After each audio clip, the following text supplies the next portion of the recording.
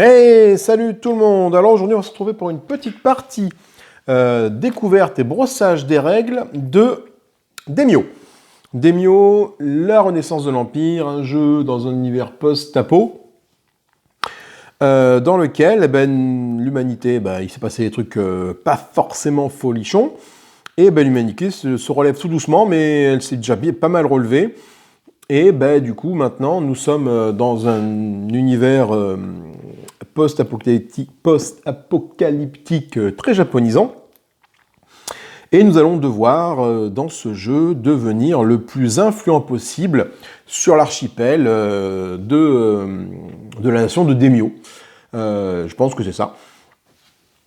Et du coup, c'est un jeu de majorité et de montée de points, tout simplement. Donc à chaque tour, celui qui a le plus de majorité sur une île, le plus d'influence, gagne des points. Le second gagne un peu moins de points, etc., etc. Et à la fin de la partie, c'est celui qui a donc le plus de points de renommée qui est déclaré gouverneur, empereur, j'ai envie de dire, de tous les archipels. Donc je vais vous brosser rapidement les règles. Alors c'est pareil, c'est une partie découverte. Donc à partir de là, il va y avoir sûrement des erreurs. Je vous invite à aller voir les règles sur d'autres vidéos. Également, dans tous les cas, n'importe quelle vidéo ne remplace pas la lecture du bouquin des règles, de toute façon. Mais je vous invite à aller voir d'autres vidéos parce que c'est relativement simple. Ça peut paraître complexe, le plateau est très très grand, il y a beaucoup de couleurs, beaucoup d'informations dessus, mais en fait ça se joue plutôt facilement une fois que tu as pigé le principe. C'est comme tous les jeux de toute façon. Mais voilà, tu fais pas trop d'aller-retour dans les règles, donc j'espère que ça va pas être mon cas, et que je vais pas trop mal m'en sortir pour vous expliquer ça, pour brosser rapidement les règles du jeu. Alors ce que vous voyez ici, c'est le plateau de jeu, avec une mise en place pour un mode solo. Voilà, donc en mode solo, en mode un joueur, donc là tu as les archipels, ici tu as la verte, la noire, tu as l'archipel bleu, la rouge, la jaune et la violette qui est ici. Alors moi je ne suis pas daltonien, je m'en sors bien. Je vous invite à aller voir la vidéo de Chaps qui parle de ce jeu. Lui étant daltonien, a priori, c'est plus compliqué. Parce qu'il y a des couleurs qui sont relativement proches les unes des autres. Alors, moi, je n'ai pas de souci, donc tant mieux. Mais effectivement, pour les personnes daltoniennes, ça peut être un peu plus compliqué. La mise en place est assez simple. Tu déplies ton grand plateau de jeu. Donc, il est recto verso. Cette face-là, c'est pour 1, 3, 4 joueurs. La face dessous, c'est pour 2 joueurs. Voilà. Donc, Demio, c'est un jeu de draft de dés. À chaque tour, tu lances les dés, et dans l'ordre du tour, premier joueur va prendre un dé, faire une action, deuxième joueur va prendre un dé, faire une action, troisième joueur va prendre un dé, faire une action, etc., jusqu'à ce que chacun ait fait 3 actions. Donc, pas forcément un de chaque couleur, tu peux faire 2 actions rouges, une action bleue, 2 actions vertes, une action rouge, voilà. Mais bon, l'important, c'est d'avoir fait 3 actions. Voilà, donc pour la mise en place, c'est assez facile. Donc tu mets les dés ici, parce que c'est là qui vont être. Donc en solo, les îles de couleur bleu, rouge, jaune et violette sont utilisées. Donc il ne se passe rien sur cette partie du plateau. Moi je me la réserve du coup pour l'automa. Je mettrai ces pions ici, ces cartes ici, etc., etc. On place les ressources à côté de la réserve générale. Donc moi j'ai mis ça dans des petits pots. Donc nous avons de l'or, nous avons de la nourriture, nous avons des cristaux, des cailloux, et nous avons du métal. Voilà les 4 ressources à notre disposition dans ce jeu pour faire des achats, pour construire des bâtiments, pour acheter des recrues, pour acheter des cartes, etc. Parce qu'il y a aussi une notion de deck building dans ce jeu qui est pas dégueulasse. Voilà, c'est pas du grand deck building à la Ion's End ou Clank ou n'importe quel autre jeu, mais ça reste un deck building assez efficace. On va mélanger les cartes héros qui sont ici de façon à faire une pioche. Et on va révéler les 5 premières cartes héros. Alors attention, en mode solo, quand tu fais ça, il faut dégager certaines cartes. Le mode solo, on nous dit de dégager toutes les cartes qui ont un petit symbole avec un point d'exclamation et la carte où il y a marqué « Activer le pouvoir du clan adverse ». Donc, hop, je vais vous faire ça devant vos yeux ébahis. Donc toi, là, il n'y a pas de petit point d'exclamation, là, il n'y en a pas. Hop, ça va être à l'envers parce que je ne sais pas, voilà. Donc il n'y a qu'une seule carte, activer le pouvoir de clan d'un clan adverse. Il faut juste que je la trouve. Non, qu'est-ce que c'est ce bazar? C'est tout à l'envers, mon histoire, là. Où est-ce qu'elle est? C'est pas celle-là, c'est pas celle-là, c'est pas celle-là. Ah, hop, déjà on attaque les cartes avec les petits points main comme ça. Là. Ceux-là, ces cartes-là, hop, en mode solo, tu les enlèves.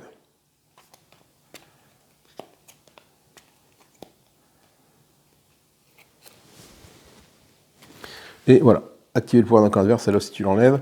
Je pense qu'il n'y a pas beaucoup de cartes à enlever, je crois que de mémoire, il n'y en a que 4 ou 5 finalement. Je sais pas pourquoi toutes mes cartes sont à l'envers. Voilà, ok, donc ça c'est bon. Alors une carte, tant qu'on est à faire les cartes, elles sont divisées en plusieurs choses. Hein. Leur coût d'achat, 3 pièces d'or. Leur activation, un 4. Donc il faut que ta somme des dés sur ton plateau de joueur soit égale à 4, ni plus ni moins. Et à ce moment-là, tu peux jouer ton joueur. Si jamais tu as 3, tu ne peux pas le jouer. Si tu as 5, tu ne peux pas le jouer. Et là, ce que ça fait. Donc là, tu as la version symbolique et la version après avec le texte. Donc ça te dit cette carte-là, quand tu vas pouvoir la jouer, tu achètes un héros et tu pioches une carte héros. Voilà. Donc acheter un héros, tu la prends, tu l'achètes, tu la mets dans ta main. Et en plus, tu peux piocher une carte héros de ta pioche. Voilà. Et donc agrandir ta main. Donc ça, ce sont les cartes de héros que nous allons mettre sur le côté parce que ma table est grande, mais pas assez pour recevoir tout ce jeu-là. Et tout ce qu'il y a à faire. Donc on va mettre ça là sur le côté. Et on va en piocher, alors de mémoire, on en pioche 5. Ok, et on met la première carte de la pioche sur face visible pour savoir ce qui va arriver après en achat. Donc 1, 2, 4 et 5, voilà. Et après, on va mettre face visible, la dernière, hop, ici. Donc celle-là, par exemple, 4 pour l'activer sur les dés, 3 à l'achat, piochez 3 tuiles rodiques du sac, gardez-en un et remettez les autres dans le sac. Voilà ce que nous indique ce symbole-là, et donc c'est marqué ici. Donc c'est très... Il y a des symboles, mais également des phrases qui nous expliquent un peu ce qu'il faut faire. Celui-là, par exemple, 3 à l'achat, 5 pour l'activer. Achetez une carte héros en payant avec les ressources de votre choix. Donc tu n'es pas obligé de payer avec de l'or, tu peux payer avec du riz, avec des pierres, avec de la ferraille, etc., etc., pour, du coup, l'important c'est quand même d'avoir 3, mais du coup, tu n'es pas obligé de gaspiller 3 d'or. Cela te dit quoi? Déplacer jusqu'à 2 de vos gouverneurs. Les gouverneurs, ce sont des figurines qui sont sur la carte, tu peux les faire déplacer d'un point à l'autre. Gagner les ressources des lieux de production de tous vos gouverneurs du même île. Gagner les ressources et les productions de tous vos gouverneurs du même île. Donc, tous tes gouverneurs qui sont sur une seule même île vont faire leur action de production, donc vont produire. Si tu as un gouverneur ici, il va produire de l'or. Si tu as ici, il va produire du riz. Donc, tous ceux du même île vont produire des ressources. Celle-ci, défausser une carte héros et recruter un gouverneur gratuitement. Ça impacte la piste de recrutement. La piste de recrutement, c'est une piste dans le plateau de joueurs qui fait que, au départ, ça coûte que 1 riz pour recruter des troupes. Après, ça va coûter 1 riz, 2 riz. Enfin, plus tu vas recruter de troupes, plus ça va te coûter cher. Et pour réinitialiser un petit peu ce compteur de ressources, il faut payer 2 pièces d'or à la fin, pour pouvoir revenir à 0. Ou continuer à payer 3, bien évidemment. Enfin, je vous montrerai après le plateau de joueurs. Et là, cette carte-là, qu'est-ce qu'elle nous fait? Par exemple, défausser X cartes héros, puis piocher X cartes plus 1 carte héros. Donc de ta main, tu peux défausser, je sais pas, 37 cartes héros, tu vas en piocher 38. Voilà. Voilà, donc ça, c'est pour les cartes héros qui sont là. Des cartes héros, on commence dans notre main avec 3 cartes héros qui sont affiliées à notre clan. Mais ça, j'en parlerai quand je parlerai juste après du plateau de joueurs. Là, on se concentre vraiment sur le plateau du jeu. On va placer des tuiles reliques en fonction du nombre de joueurs. Donc, à 1 de joueurs, les tuiles reliques vertes et noires ne sont pas utilisées. Donc, les reliques de l'île noire et de l'île verte, ça ne sert pas, parce que de toute façon, on ne va pas jouer avec ces tuiles-là. Donc, on met dans le sac, ici, toutes les tuiles reliques de couleur bleue, de couleur rouge, de couleur jaune et de couleur violette. On a mis ça dans le sac, et après, du coup, on va en piocher. Alors, les tuiles reliques, c'est ces petites tuiles-là, qui, une fois reconstituées, elles sont constituées, c'est une sorte de puzzle de 4 pièces. Hein. Une fois reconstituées, te fait une relique, et les reliques te permettent de gagner des points de réputation et des points d'influence sur une île en question, parce que tu ramènes quand même aux habitants de l'île leur relique sacrée. Ils sont quand même très contents de l'avoir. Et du coup, ça te fait des points d'influence sur l'île, et du coup, ça te fait au final des points de réputation en fin de tour à chaque comptage de partie, à chaque comptage de points, pardon. Donc du coup, tu as de ce côté-là le 1, c'est le numéro de la tuile, de ce côté-là, tu as le petit 1 ici avec le petit dessin. Donc on les met de ce côté-là au départ, c'est plus facilement reconnaissable sur le plateau de jeu. Et donc tu as ce qu'on appelle des No Man's Land. No Man's Land, ce sont les petits endroits là, sur les cartes où tu as ce petit symbole avec la casquette, donc c'est le fouilleur, et donc tu vois, c'est séparé ici par les rivières, donc là tu as le No Man's Land, et tu mets 3 tuiles par No Man's Land ici, donc j'en ai mis 3 ici. Ici, tu vois que c'est séparé par la rivière ici, j'en ai mis 3 là, dans les cubes, dans les sections adaptées. Là-bas, c'est pareil, sauf que je m'aperçois que j'en ai mis une à l'envers, donc le problème c'est que le plateau est tellement grand que là-bas, je vais galérer pour aller jouer là-bas. Donc là, on a du jaune, du rouge et du bleu, ici, et dans cette zone qui est là-bas, on a du rouge, du jaune, du rouge et du bleu également, dans ce petit No Man's Land qui est ici. Voilà. Ensuite, on va piocher 3 cartes au hasard, et on va les placer face stockage dans le No Man's Land on vient de le faire, pardon. On va placer 3 cartes pour le marché noir à côté du plateau. Donc on a 3 cartes ici, là, que je mets là, moi, parce que cette île ne sert pas en mode solo. Et ce sont des cartes du marché noir. C'est-à-dire que c'est des cartes, ben, tu peux aller les acheter ici. Quand tu fais une certaine action, tu peux aller acheter des cartes ici plutôt qu'aller de ramasser une carte relique ici. Enfin, tu peux ramasser une carte relique ici, mais si tu vois que là, tu as une relique qui t'intéresse, eh ben, tu peux l'acheter contre de la monnaie pour finalement terminer une relique avant tout le monde. Et ainsi avoir les 4 de sa relique et gagner les points de ta relique. Voilà. On nous dit de trier des mini-objectifs et de les placer à côté du plateau de joueurs, mais ça, les objectifs en mode solo, on n'y joue pas. Ce sont des objectifs qui te permettent, en mode multijoueur, de faire différentes actions. Tu vas avoir 10 influences sur une île, le premier qui fait ça, il gagne 4 points, l'autre il gagne 2 points. Voilà, les cartes sont un peu cheap là sur le coup. Avoir 10 unités sur le plateau, voilà, tu as des cartes, des missions avec des niveaux. Tu as des vertes et des oranges. Donc là, c'est les vertes, là, tu as les oranges. Voilà, elles ont différents niveaux de complexité et de points, mais en mode solo, tu ne t'en sers pas. Et après, on choisit le premier joueur, on lui donne le casque de puissance. Alors, le casque de puissance, c'est ça. C'est ce qui symbolise le fait d'être le premier joueur. En mode solo, je suis le premier joueur. Je commence, hop, en étant premier joueur. Alors, le casque premier joueur, c'est important. Enfin, important. C'est important parce que ça détermine l'ordre du tour. Et donc, le premier joueur.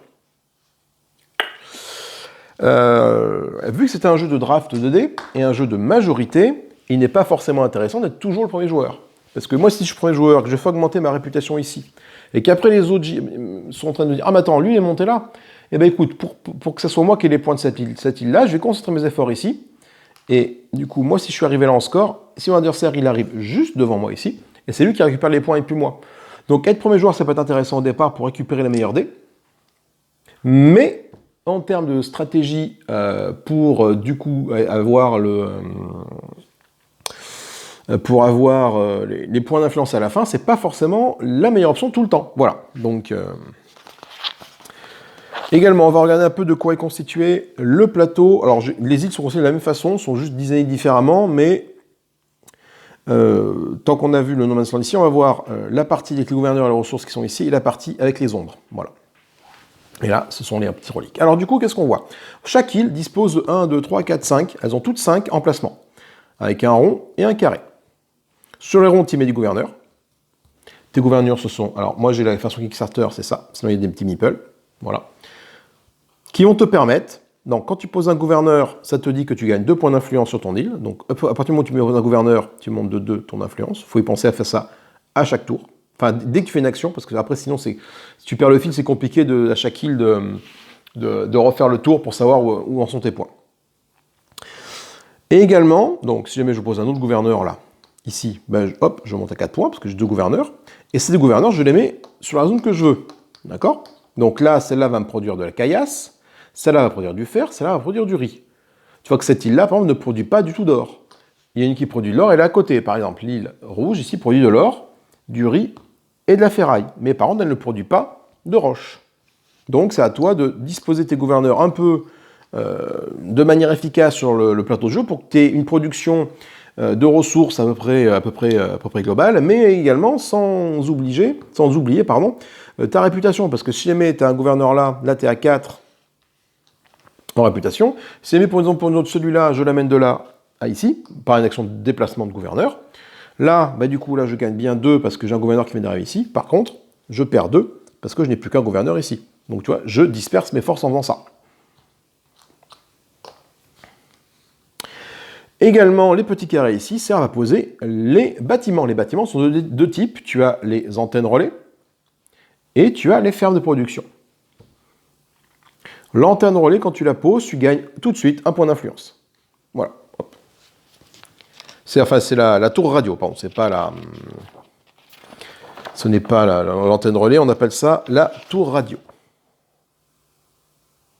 Et tu ne gagnes pas un point d'influence, pardon, tu gagnes 2 points d'influence. Autant pour moi. Hop là. Donc si je suis dans cette configuration-là, j'ai donc 6 points d'influence, 2 pour chaque gouverneur, et 2 pour l'antenne relais. Alors, une fois que le truc radio est là, tu peux plus l'enlever. Il ne peut pas être détruit, il ne peut pas être remplacé, il est là, ad vitam aeternam. De même que le gouverneur, si un gouverneur est ici, un adversaire ne peut pas venir te déloger. En tout cas, pas comme ça. Il y a une façon de déloger les gouverneurs qui se fait par des assassins. On verra ça tout à l'heure, avec cette zone-là. Également, donc, tu as les fermes. Les fermes, quand tu mets une ferme ici, tu vas donc pouvoir produire, quand tu feras de l'action de production, tu vas pouvoir produire la ressource qui est indiquée ici. Également, l'action de production va te permettre de faire la production de là où est tes gouverneurs. Donc là, typiquement, si je fais une action de production, je vais produire une roche, un métal. Alors le problème j'en viens rapidement des figurines Kickstarter, là, c'est que tu vois pas, à bout d'un moment, tu vois plus trop, ça cache les trucs qui sont les productions, les ressources, c'est un peu pénible. Les petits meeples sont bien aussi. Il y a les petits meeples, je les ai rangés, je sais plus trop où ils sont, mais tu as des petits meeples qui te permettent d'avoir une meilleure vision du plateau de jeu. Mais bon, je trouve les figurines vraiment bien faites, donc voilà, je joue avec. Tu peux avoir cette situation-là, par exemple. Et en cas de production, tu vas produire, du coup, vu que tu as un gouverneur bleu et une ferme bleue ici, tu vas produire la ressource une fois pour le gouverneur, une fois pour la ferme, et donc gagner 2 roches. 2 roches, un métal. Je viendrai après sur le plateau de jeu du joueur, parce qu'il y a des trucs très sympathiques à ce niveau-là. Donc ça, ce sont les gouverneurs. Donc les gouverneurs, ils sont là, ils te rapportent des points d'influence par gouverneur. Nous avons également quoi? Nous avons ici les reliques qui sont là. Donc quand tu arrives à construire une relique bleue, donc quand tu arrives à avoir les 4 reliques bleues, automatiquement tu la construis, tu la poses. Si tu es le premier à l'avoir posée ici, tu mets ton petit symbole relique ici, tu gagnes donc 3 points d'influence, le petit 3 ici. 1, 2, 3. Voilà.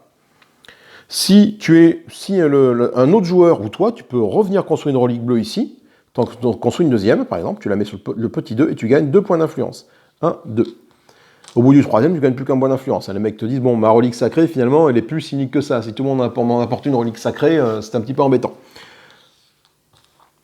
Donc ça, ce sont pour les... là, je serai à 7, là, voilà. Ça, c'est pour les reliques. Donc c'est pareil pour les autres îles, hein, ils ont chacune des reliques. Et tu as également la zone qui est ici. C'est la zone des ombres, des assassins. C'est pas tant que ça des assassins, mais bon, voilà, ce sont des ombres. Donc tu peux recruter une ombre. Les ombres, alors du coup, ce sont, là, chez les bleus que je vais jouer, ce sont ces figurines-là. Chez l'orange, les assassins, les ombres, ce sont ces figurines-là. Voilà. Quand tu vas poser une ombre sur une zone, alors là, du coup, je ne vais pas faire ça avec mon bleu parce que ça n'a pas trop d'intérêt, quoique je pourrais le faire, si j'en avais envie, mais je ne vois pas d'intérêt à le faire. Imaginons que le joueur orange décide de poser une ombre ici. Donc tu poses une ombre, la première ombre que tu vas poser va te rapporter 3 pièces d'or et un point d'influence. Donc ça fait ça. Et l'ombre en plus va aller enlever un gouverneur de ton choix, adverse, d'ici.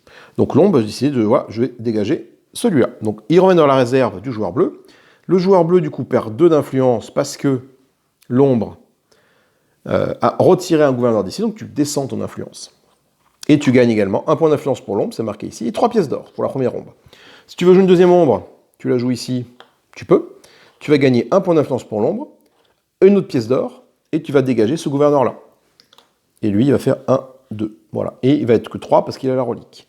Les ombres dans la partie, tu n'en as que 3. Ni plus, ni moins. Une fois que tu as joué une ombre, tu ne peux plus l'enlever, tu ne peux plus la rejouer. Voilà, donc il faut voir quelle est la meilleure stratégie pour jouer une ombre. Parce que, effectivement, ça te rapporte des ressources d'influence en début de partie, mais si tu claques toutes tes ombres au début, sur tes 3 ombres, tu ne pourras plus en recruter après. Tu n'as que 3 ombres. Chaque clan n'a que 3 ombres. Donc à toi de voir un peu ce que tu fais. Et on a fini pour présenter un petit peu le plateau. Alors le plateau de jeu, il reste deux petites colonnes à présenter qui sont ici. Nous avons la colonne de là-haut qui représente les points d'influence globales de la partie.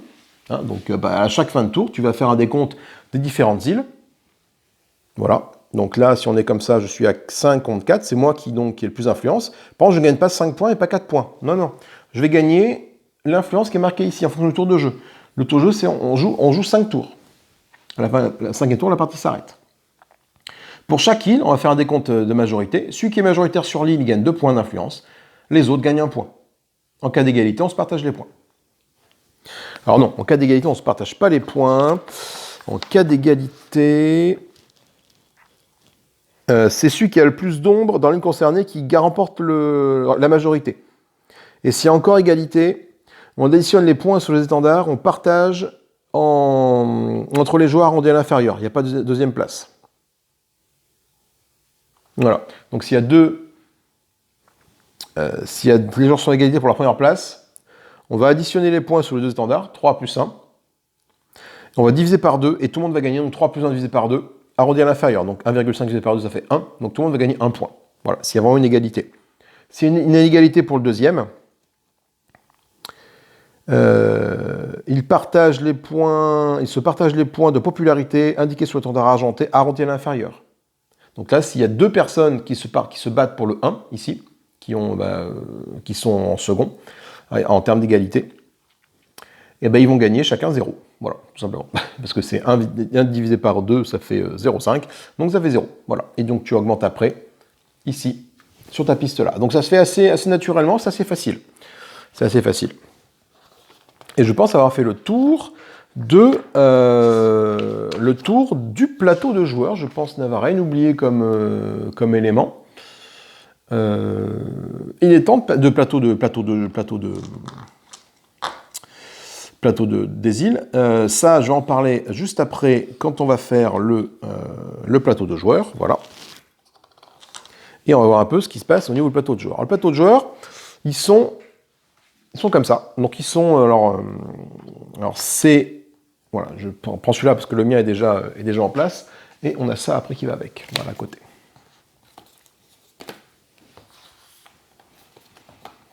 Voilà, donc ça prend un petit peu de place. Hein.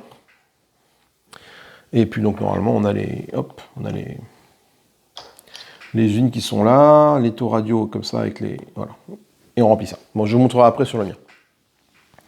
Le plateau de joueurs est constitué de différentes choses. Où je montre sur le mien, peut-être c'est plus facile de vous montrer sur le mien que vous montrer sur celui-là qui part en cacahuète. Yop là. Donc, sur le plateau de joueurs, qu'est-ce qu'on retrouve?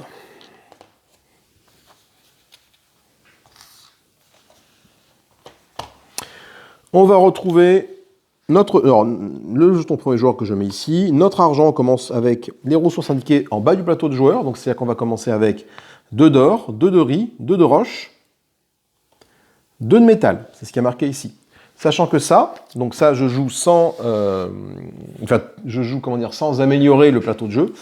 Tout ça, c'est complètement personnalisable, ça peut être aléatoire. Tu as des petits encarts que tu peux mettre. Non, donc tu en as 4, parce qu'il y a 4 joueurs qui sont recto verso, qui vont aller se glisser. Alors ça, c'est la version Kickstarter que j'ai, bien sûr, mais la version de base, tu n'as pas ça, donc tu choisis un peu le truc. Qui vont venir se glisser dessous ici, comme ça. Donc tu en mets un comme ça, et un avec le bord dans ce sens-là, comme ça. À ta convenance, à ton choix. Tu le fermes, et du coup, tu as un nouveau plateau de joueurs. Du coup, ce qui te fait une asymétrie entre les clans. Les clans de base ont les mêmes actions, sauf l'action de clan qui est unique. Mais là, du coup, ça te permet de personnaliser. Enfin, personnaliser, tu n'as pas le choix. Dans ce que tu choisis, tu pioches au hasard si tu veux, mais ça te permet d'avoir une asymétrie en termes de joueurs. Donc les joueurs ne vont pas commencer avec la même chose. Typiquement, là, ce joueur-là, si j'avais ce plateau joueur-là, je n'aurais pas commencé avec 2 d'or, 2 de riz, 2 de roche, 2 de métal. J'aurais commencé avec 2 d'or, 2 de riz, ça bouge pas, c'est sur le plateau principal. Mais également une roche, un métal, une or, un métal.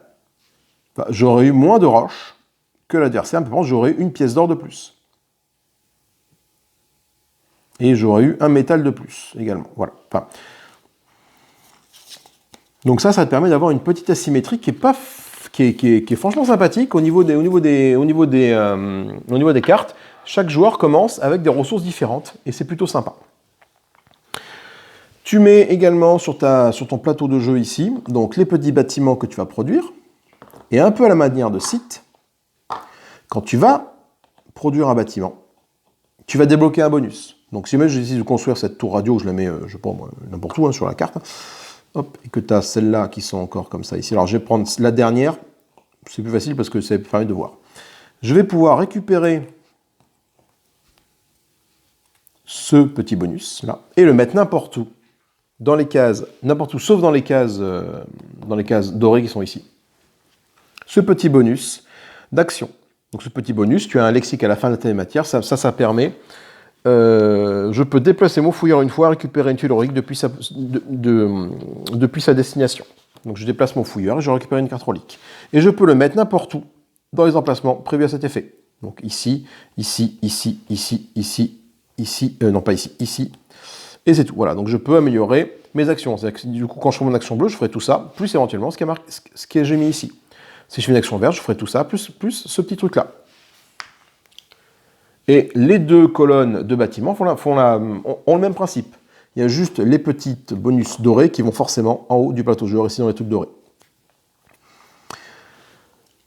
Pour fabriquer une tour radio, les ressources sont indiquées ici, c'est le même pour tout le monde. 2 de roche, 1 de métal. Non, ça c'est la ferme. 2 de roche, 1 de métal. La tour radio, 1 de métal, 2 de roche.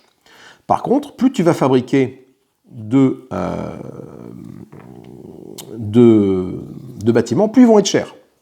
Parce que quand tu débloques le petit bonus qui est ici, là, j'ai décidé de construire celle-là. Donc j'ai ça, j'ai ça, j'ai ça. Et moi j'ai décidé de construire celle qui est là. Hop, celle-là, donc je prends un petit tuile et ça. Voilà. Et je vois apparaître quoi? Un petit symbole en plus ici, indiquant, ben voilà, ben maintenant, pour construire une ferme, hop là, tu vas devoir dépenser en plus des ressources de base demandées, tu vas devoir dépenser en plus une roche de plus. Donc, la prochaine ferme va me coûter 3 roches et un métal. Si jamais je développe ce petit bonus-là, ça me rajoute en plus une roche, etc., etc. Donc, plus tu vas construire, plus tes bâtiments vont être chers. Les petits... attendez, là, ça m'a tout foutu en vrac, là. Voilà, hop. Pourquoi je ne peux pas descendre ça? Et bien alors, qu'est-ce qui bloque là? Quelque chose bloque.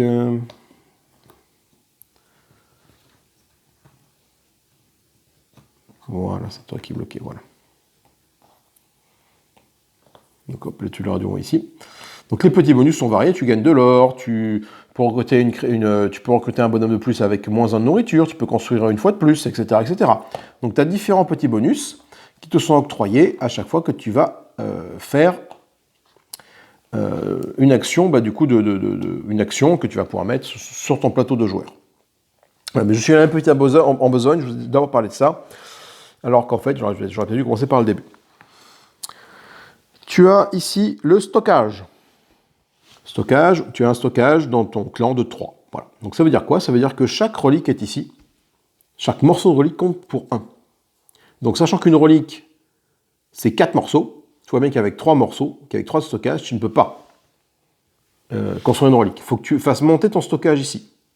Le stockage monte jusqu'à 9. Après 9, à chaque fois que tu vas augmenter ton stockage, tu gagnes 1 point d'influence. Pas 1 point de majorité sur une île, 1 point d'influence globale là-bas. Une fois que tu as réussi à reconstituer une relique par exemple, dès que tu as réussi à avoir 4 reliques, alors c'est pas la bonne couleur, mais dès que tu as 4 reliques de la même couleur, de même numéro, 1, 2, 3, 4, tu fusionnes ça en une seule et même relique, ça te fait ta relique, tu la poses sur le plateau de jeu bien évidemment, et elle ne compte plus que comme 1. Tu fais un tas de reliques, ça ne compte plus que comme 1, et pas 4 une fois qu'elle est construite. Donc du coup, ça te permet de repartir pour aller chercher d'autres reliques, etc., etc. Les différentes actions qu'il y a ici, en fonction des dés. Donc c'était un jeu de draft de 2 dés, tout simplement, qui est ici. Tu prends le jour, tu choisis ton dé. Donc l'action bleue, tu as les actions vertes et les actions rouges. Action bleue, tu fais ce qui est marqué ici. Tu prends un dé, tu le dis, oh, c'est moi qui prends ce dé-là, je vais faire cette action-là. La valeur du dé, pour l'instant, n'a pas d'importance.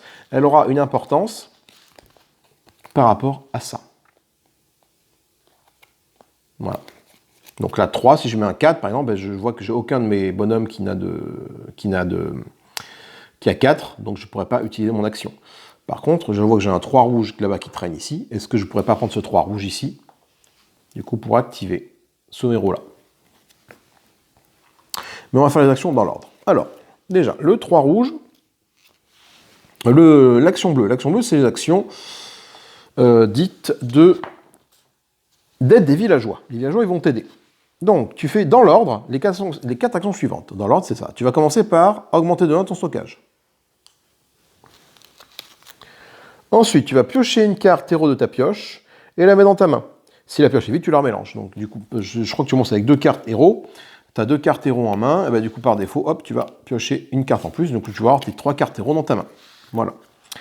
Ensuite, uniquement si vous êtes le premier joueur du tour après avoir joué un dé bleu, tu récupères le casque de puissance. Lors du tour, ne changera qu'à la phase de fin de manche. C'est-à-dire que en solo, c'est pas important. Mais en multijoueur, le premier qui va jouer un dé bleu, il peut aller choisir de récupérer le casque hors du tour ou pas. Le premier, pas le second, le premier. Si jamais je suis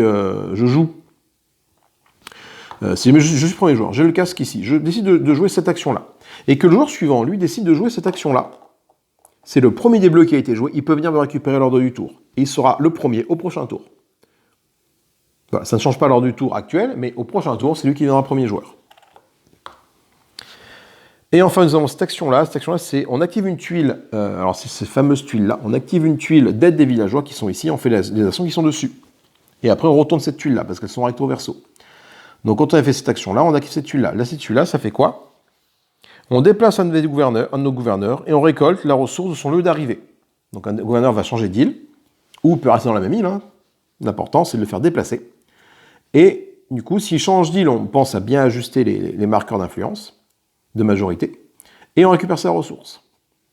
Celle-là, au dos, ça fait quoi? On pioche 2 cartes depuis la pioche héros. Celle-là, elle fait +1 en stockage, ou on obtient une relique No Man's Land de là où se trouve notre fouilleur. Notre fouilleur est un endroit, ici, dans un No Man's Land en question, on gagne une relique de là où il est, où on fait +1 en stockage, je l'ai dit. Là, on gagne 2 ressources, une pierre, une roche. De ce côté-là, on obtient un or ou un riz. Et à chaque fois qu'on a fait cette action-là, celle qu'on veut de notre choix, on la retourne. Parce que comme ça, au prochain tour, le joueur suivant, ben, il ne pourra pas la refaire. Il sera obligé de faire, du coup, il aura un autre choix d'action. Il ne pourra pas refaire, si à ton tour-là, tu as fait le déplacement, au prochain tour, ben, tu ne pourras pas refaire le déplacement. Voilà, donc la partie commence avec ça de ce côté-là absolument, et les autres, ben, tu les mets du côté que tu veux. Voilà. Donc ça, c'est l'action bleue. C'est l'action bleue. Ensuite, tu as les actions vertes. Les actions vertes sont les actions de production ou de relique. L'action de production, c'est quand tu mets un dé ici, par exemple, voilà, tu vas activer tes productions. Donc, tous tes gouverneurs vont produire et toutes tes fermes vont produire.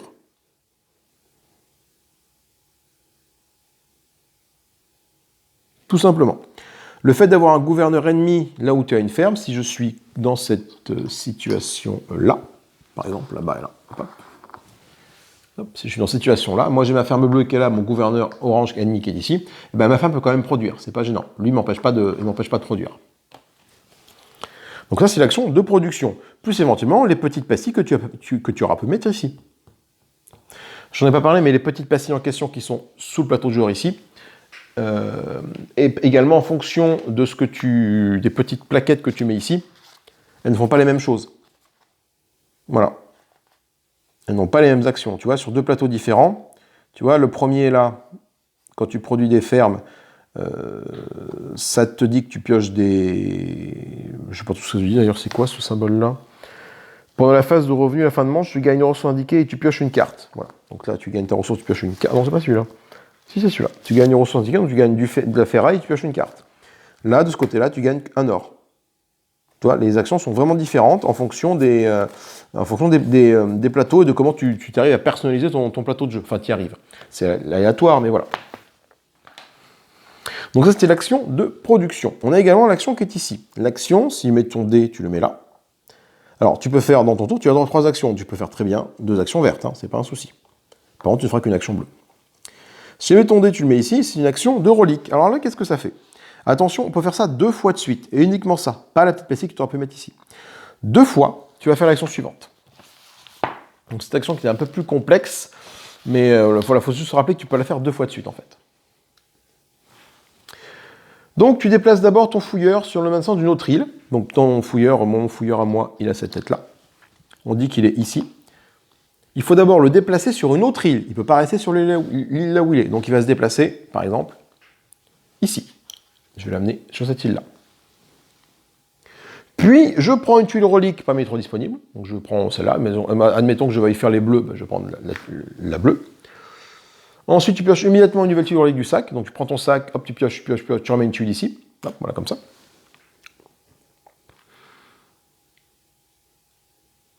Et tu réalises cette action une deuxième fois. Donc ça veut dire que, par exemple, je peux très bien revenir sur mon île de départ qui était ici. Ouh, la caméra. Sur mon île de départ qui était ici. Et ainsi, reprendre celle-là. Et du coup, putain de caméra de bite. Et du coup, au même tour, toi, j'aurais gagné un 4 et un 1. Donc j'aurais déjà fait la moitié du chemin sur ma relique bleue.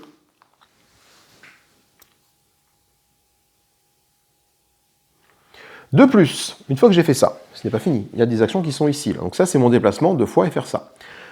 De plus, je peux réaliser une fois par No Man's Land, une fois par les actions fouiller No Man's Land et ou acheter au marché noir avant et après d'avoir récupéré une relique. Donc fouiller No Man's Land, ça veut dire quoi? Donc une fois que je suis là, avant ou après d'avoir récupéré une relique, je peux dépenser une roche ou un métal, pour défausser jusqu'à 2 tuiles reliques qui sont ici. Par exemple, j'ai envie de défausser ces 2 rouges là, mais je veux du bleu. Je défausse ces 2 rouges, par exemple, voilà. Je les mets dans le marché noir, donc le marché noir grossit de 2 cases. Voilà. Et je vais piocher du sachet ici, 2 nouvelles tuiles que je vais mettre là. Et ça, je peux le faire avant de récupérer ma relique. Donc j'ai peut-être une chance, du coup, en faisant ça, en payant des ressources, de dégager des reliques, et ainsi faire en sorte de trouver 2 reliques qui m'intéresseraient. Ça, c'est une des premières actions. Ensuite, je peux dépenser un or, ça c'est l'action d'acheter au marché noir, une fois par No Man's Land, un or pour acheter une relique au marché noir. Donc si j'ai un or, bah, du coup je peux acheter une relique ici. Donc rapidement, en un tour de reliques, tu peux récupérer potentiellement jusqu'à 4 reliques. 3 reliques. La première, tu te déplaces, tu récupères. Donc 4 reliques. Première, tu te déplaces, là. Tu dis, tiens, je vais acheter au No Man's Land la jaune, ça coûte 1 or. Tu dis, je vais ramasser celle-là, tu ramasses celle-là. Seconde action, bon, tu penses bien à remettre la tuile ici. Seconde action, tu reviens ici. Tu dis, bah, tiens, je vais récupérer celle-là, et au No Man's Land, je vais acheter celle-là. Voilà. Et en un tour, tu as récupéré 4 reliques.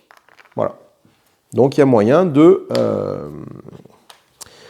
a moyen d'augmenter très vite ton capital de reliques avec cette action-là. On ne peut acheter une carte au marché noir que lors de l'action relique. Une relique trouvée par un autre moyen, que ce soit par une carte héros, que ce soit par la tuile des villageois, la tuile des villageois qui permet de faire ça, la tuile des villageois qui permet, c'est celle-là. Celle qui permet de déplacer et de gagner une relique, là, ne te permet pas un accès au marché noir. L'accès au marché noir n'est uniquement utilisable que par cette action-là. On a vu ça. Plus l'action qui est ici, que tu peux faire qu'une seule fois. Donc là, par exemple, si tu as envie de... Je sais pas si tu as mis la tuile de production de riz, bah hop, tu gagnes un riz. Voilà. On arrive, du coup, en parlant de production, aux actions de type production. Alors, pour la relique, une fois que... Enfin, j'en reviens sur la relique tout de suite. Une fois que tu as tes 4 éléments de la relique, tu peux les empiler, tac, tac, tac, pour faire une relique, et la poser sur la tuile en question. Voilà. Je crois qu'il y a... Attendez... On ne peut pas posséder 2 fois la même tuile relique, même chiffre et même couleur, sauf si la première tuile fait partie déjà d'une relique. Donc je ne peux pas avoir, qu'est-ce que j'ai comme exemple? Ça et ça, par exemple. Je peux pas, dans mon stock, je peux avoir ça et ça. Sauf si ce 1-là, j'ai une relique consignée dessous. Voilà. Mais sinon, je ne peux pas dire, je vais choper tous les 1, ça va faire chier tout le monde. Non, tu n'as pas le droit. Voilà. On passe maintenant aux actions rouges. Les actions rouges qui sont ici. Donc on a une action qui est ici. C'est une action de type recrutement. Tu peux faire 2 recrutements possibles. Soit un gouverneur, soit une ombre. Pour chaque unité recrutée, tu dois dans l'ordre. Du coup, tu peux recruter autant que tu veux, tu n'es pas limité.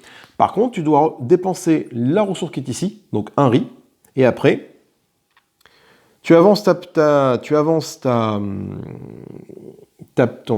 truc de recrutement d'un cran ici, et tu prends ta ressource. Typiquement, moi j'ai décidé de recruter un gouverneur, donc je le mets sur une île, j'ajuste bien mes points de popularité, etc. Ça m'a coûté un riz. Il me reste quoi? Il me reste encore un riz dans ma besace. Mais tiens, la prochaine action me coûte encore un riz, je peux le faire. Donc, je dépense mon riz, donc pareil, du coup, là j'avais 2 riz, j'en ai plus aucun. Je déplace ça ici, et du coup, cette fois, je vais recruter une ombre, par exemple. Donc je la prends, et je la mets dans une zone ombre. Alors là, par exemple, chez les violets, c'est ici. Vu qu'il n'y a pas d'ombre ici, hop, je la mets là. Je gagne un point d'influence, 3 pièces d'or. Et je dégage un gouverneur, si on avait un ici. Il me reste plus de riz. Par contre, la prochaine action, le prochain tour, si jamais je veux refaire une action de recrutement, ça va me coûter 2 de riz. 2 de riz, 3 de riz. Une fois que je suis là, je suis verrouillé. Donc 3 de riz. Dès que j'ai fait une action avec 3 de riz, là, 2 possibilités. Soit je continue à payer 3 de riz dès que je fais une action de recrutement, soit je claque 2 pièces d'or pour réinitialiser mon compteur. Mon compteur revient ici. On peut payer les 2 pièces d'or pour déverrouiller notre compteur à n'importe quel moment de notre tour. Voilà, si jamais je décide de faire une action de recrutement et que j'ai qu'un riz, ben j'ai de l'or mais pas de riz, donc je claque mes 2 pièces d'or pour ramener mon compteur ici, et du coup après faire un recrutement avec un grain de riz, tout simplement.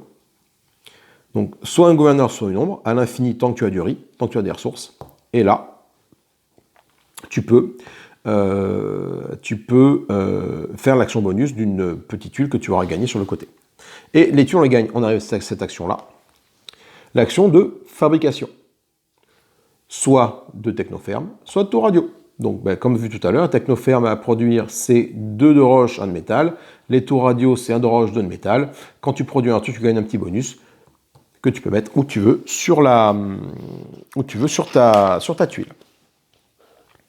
Tu as également une action qui s'appelle l'action incolore, qui est ici. Si jamais voilà, tu n'as rien qui t'intéresse ou tu as manque de ressources pour faire quoi que ce soit, tu as l'action qui est ici, l'action incolore, c'est la taxe incolore. Tu mets n'importe quelle couleur cette case et tu gagnes immédiatement 2 grains de riz, 2 bols de riz. Voilà. Ça te permet du coup de générer du riz. Voilà, si jamais tu ne sais pas quoi faire, tu peux faire ça. Tu as également, alors important, effectivement, à chaque fois que tu joues des dés, tu peux décider, donc ça ce sont ce qu'on appelle les cartes héros qui sont ici. Alors les actions bonus, une fois par tour, tu peux jouer une carte héros dans ta main si tu as la puissance nécessaire pour le faire. Chaque action bonus ne peut être réalisée une fois par tour. Et tu as également, j'expliquerai l'action de défausser un héros juste après. Donc une fois par tour, tu peux jouer n'importe quand ta carte.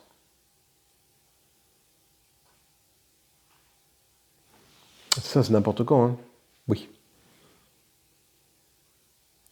Les actions bonus peuvent être jouées avant ou après une action principale. Donc, grosso modo, alors c'est pas pendant l'action principale hein, de production, mais c'est avant. C'est-à-dire que je peux pas commencer à produire, mince, j'ai envie de jouer ça. Non, tu le joues avant ou après.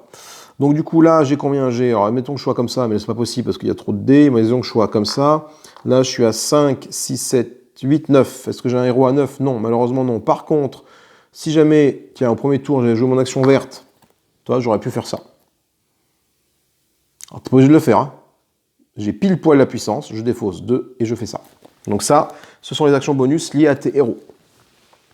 Mais tu as également une action bonus. Alors les héros ont aussi une autre utilité. Tu peux défausser un héros pour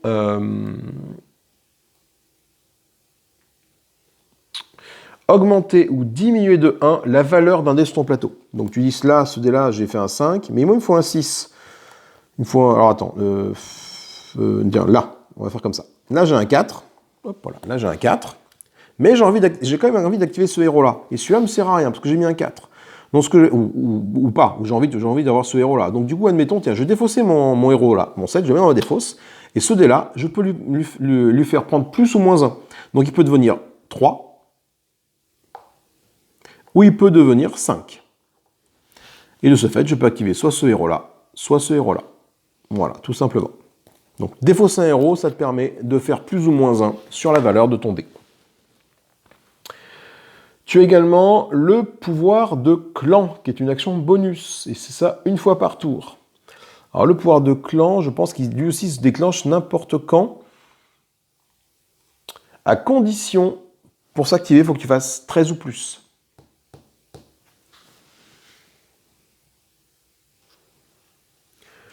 Voilà, ton pouvoir de clan, c'est ça. Attends, non, ça c'est... Ah oui, non, ça, voilà, ça c'est l'action. Je défausse un héros, ça fait -1, +1 sur mon dé. Si jamais j'arrive à faire 13 ou plus sur ma somme des dés qui sont ici, par exemple, là j'ai 5 et 5 et 3, voilà. Ça fait 13, et ben je vais pouvoir déclencher mon action de clan qui est ici. Mon action clan est spécifique à chaque clan. Le clan techno, donc c'est le clan bleu, il permet d'augmenter le stockage de 1 et de piocher une carte héros de ma pioche. Chaque clan a un pouvoir différent. Le clan nomade, il peut se déplacer les gouverneurs, récolter 2 fois la ressource du lot de production d'arrivée. Le clan noble, le violet, il peut jouer une carte héros de la main, même si on n'a pas la puissance pour la jouer. Et le clan nature, et grâce au pouvoir du clan noble, on peut jouer 2 cartes au même tour, parce que normalement tu joues qu'une carte héros par tour. Le clan nature te permet de récupérer 2 ressources parmi pierre, roche et riz. Voilà, donc ils ont tous un petit côté différent pour faire de la symétrie. Plus éventuellement, une petite passive que tu pourras mettre ici. Des productions qui sont là. Si jamais tu développes quelque chose ici, tu peux le mettre là, et du coup, hop, ça va te permettre, à chaque fois que tu vas faire un 13 ou plus, d'activer ce pouvoir-là.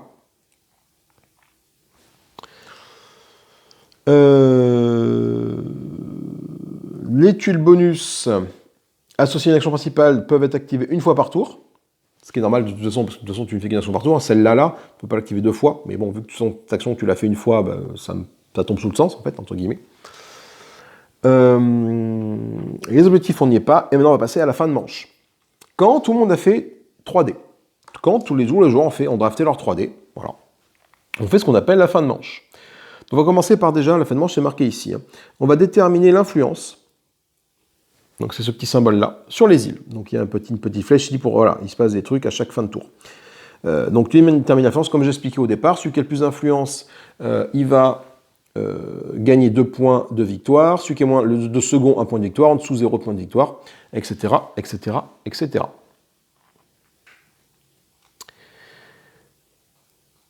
Donc il y a des rappels sur les influences, mais normalement les influences, tu les gères au fur et à mesure que tu poses tes trucs. Donc si tu as bien fait ton truc et tu sais que quand tu as posé un gouvernement, tu as bien monté tes pastilles d'influence sur les différentes pistes, tu n'as pas à tout recalculer à chaque fois. Voilà. C'est pour ça que le plateau est un petit peu chargé, mais ça se fait très bien. Ensuite, tu gagnes des revenus. Tu gagnes une roche, ou une pierre, ou un riz, et une pièce d'or. Plus éventuellement ce que tu as pu mettre ici.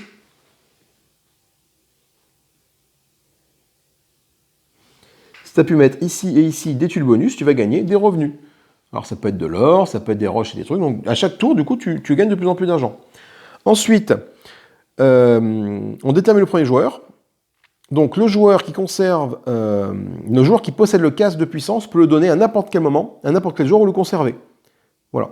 Le joueur qui conserve ou qui reçoit le casque de puissance devient ou reste le premier joueur. Le casque de puissance, tu peux le redistribuer à chaque fin de tour pour dire voilà, non, maintenant, à partir de maintenant, ce sera plutôt toi qui va commencer ou toi qui va commencer. Et moi, je joue en dernier ou au milieu, en fonction d'eux. En plus, le casque de puissance, tu le récupères avec ça. Donc c'est celui qui l'a qui décide le premier joueur du prochain tour. Tu peux également, c'est à ce moment-là que tu achètes des héros. Voilà. Donc quand tu achètes des héros, tu peux acheter autant de héros que tu veux en dépensant l'or en question. Le héros que tu as acheté, tu le mets dans ta main directement, pas dans ta défausse, et tu recomplètes le marché. Le marché, 5 cartes, plus celle-là qui est toujours visible, parce que tu sais ce qui va arriver. Et enfin, on fait avancer le curseur de manche sur la manche d'après. Voilà, donc, et ainsi de suite. À la 5e manche, la partie s'arrête après la 5e manche. Donc à la 5e manche, il n'y a pas d'action d'achat de héros, tout simplement. Voilà. Et après, on passe au décompte des points. Alors les points, ça compte, il y a plein de façons de faire des points. Déjà, tu marques des points par ce qui est là. Et après, tu vas augmenter ta popularité en fonction des reliques que tu as fabriquées, des bâtiments que tu as fabriqués, ou des héros que tu as dans ta main ou dans ta défausse, en fonction de leur valeur en or.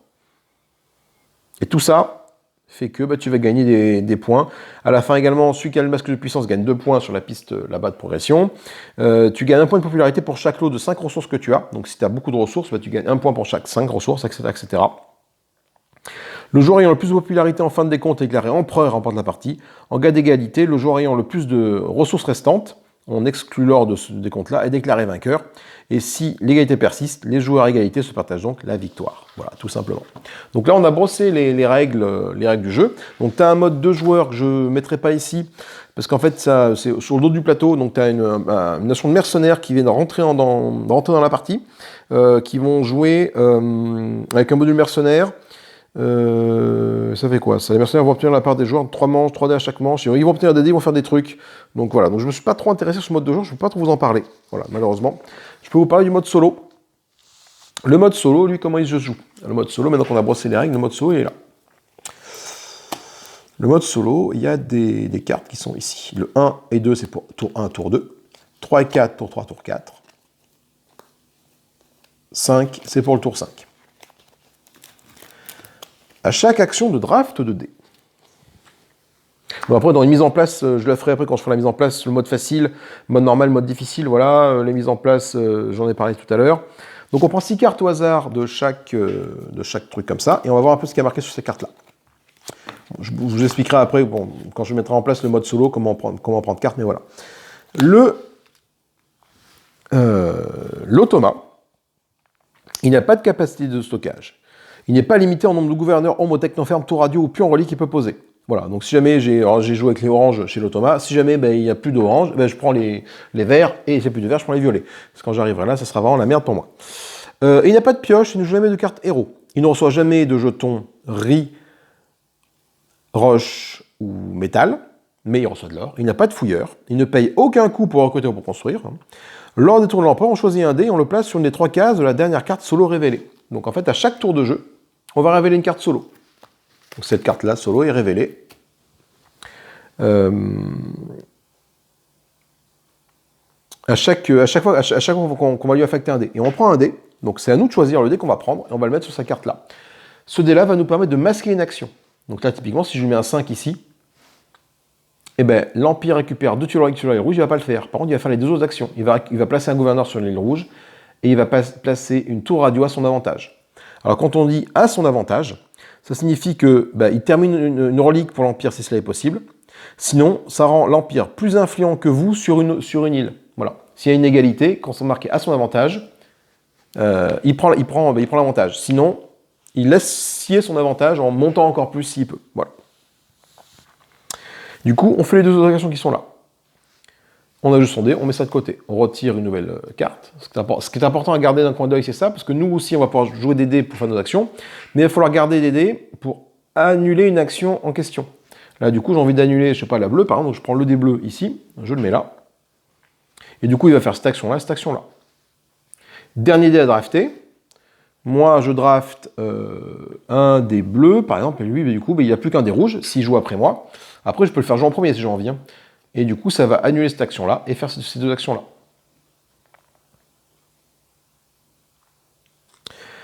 En plus de tout ça, il y a le pouvoir de l'Empire. Si jamais, à la fin de la manche, on fait la somme des 3 dés placés sur la carte solo, et on effectue l'action décrite par le pouvoir. De 3 à 5, il place un gouverneur, alors là où je veux par contre. De 6 à 8, il gagne une tuile relique, là, une tuile que je veux, mais toujours en respectant le fait qu'il ne peut avoir qu'une tuile relique d'une seule valeur. Sauf si, voilà. De 9 à 12, il faut défausser une ressource sur une carte héros, et à 13, aucun effet. Donc du coup, effectivement, tu peux te dire, voilà, j'ai envie de lui mettre des gros chiffres ici pour qu'il dépasse 13. Le problème, c'est que si je mets des gros chiffres ici, moi, je ne fais pas de gros chiffres de mon côté, et du coup, je ne dépasserai pas mon 13. Donc à toi de trouver le juste milieu. En fin de partie, du coup, on défausse les 3 cartes solo qui ont été utilisées, et on passe à la manche 2, on fait pareil. Voilà, parce que du coup, il y a 2 manches 2, donc il y a 3 cartes par manche, donc ça fait, vous ne voyez pas sur l'écran. Il y a 3 cartes par manche, là, solo, 3 cartes ici, 3 cartes ici, 3 cartes là, et uniquement 3 cartes là, ici. Et après, on calcule les points de popularité, de victoire, de la même manière que le reste.